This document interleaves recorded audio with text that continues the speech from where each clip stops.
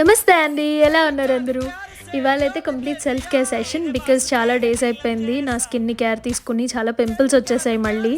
So let's get into the video. First అయితే rose వాటర్తో face rub చేసుకున్న తర్వాత మైసెలర్ వాటర్, మీరైతే పాలతో కూడా చేసుకోవచ్చు.